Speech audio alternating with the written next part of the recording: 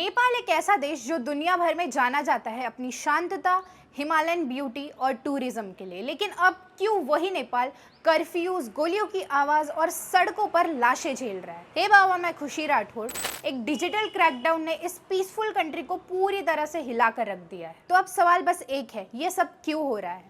सब कुछ शुरू हुआ 4 सितंबर 2025 को। नेपाल गवर्नमेंट ने एक ऑर्डर पास किया जिसमें 26 सोशल मीडिया प्लेटफॉर्म्स जैसे फेसबुक, इंस्टाग्राम, व्हाट्सएप, यूट्यूब और एक्स को ब्लॉक कर दिया गया है। नेपाल की गवर्नमेंट का कहना था कि ये कंपनीज नेपाल के साइबर लॉ के मुताबिक रजिस्टर नहीं हुई थी और ग्रेवियंस ऑफिसर अपॉइंट नहीं किए गए थे। नेपाल का जेनजी जो करप्शन और नेपोटिज्म के खिलाफ आवाज उठा रहा है, उनके लिए सोशल मीडिया एक वेपन था।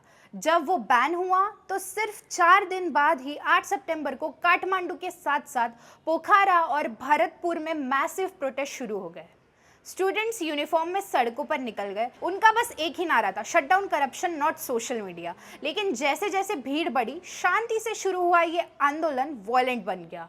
प्रोटेस्टर्स ने बैरिकेड्स तोड़ दिए, कुछ जगह पर फायरिंग भी हुई।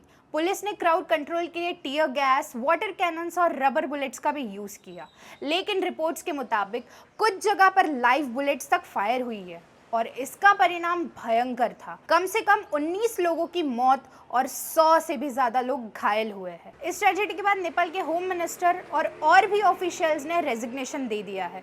कुछ प्रोटेस्टर्स ने तो प्रेसिडेंट से लेकर पीएम के घरों तक आग लगा दी है। सरकार ने एक इन्वेस्टिगेशन कमेटी अनाउंस किया और विक्टिम के परिवार को कंपेंसेशन का भी वादा किया है। और इसी के साथ काठमांडू और अन्य शहरों में कर्फ्यू लगाया गया है ताकि सिचुएशन कंट्रोल की जा सके। लेकिन सिर्फ एक दिन बाद ही 9 सितंबर 2025 को गवर्नमेंट को पीछे हटना पड़ा। डोमेस्टिक और इंटरनेशनल प्रेशर, यूथ आउटरीच और ब्लडशेड ने मजबूर कर दिया कि ये बैन वापस लिया जाए। और फिर से फेसबुक, इंस्टाग्राम, व्हाट्सएप और एक्स नेपाल में फंक्शनल हो गए हैं। नेपाल जो एक समय पर सिर्फ शांतता के लिए जाना जाता था, अब दुनिया के लिए एक केस स्टडी बन गया है। ये क्राइसिस हमें याद दिलाता है कि डिजिटल राइट्स भी ह्यूमन राइट्स होते हैं। सोशल मीडिया सिर्फ एंटरटेनमेंट नहीं, आवाज़ उठाने का एक टूल है और उस आवाज़ को दबाने की कोशिश सिर्फ डेमोक्रेसी को खतरे में डाल सकती है। और इस प्रोटेस्ट ने नेपाल और दुनिया को एक क्लियर मैसेज दिया है, freedom of expression is non negotiable.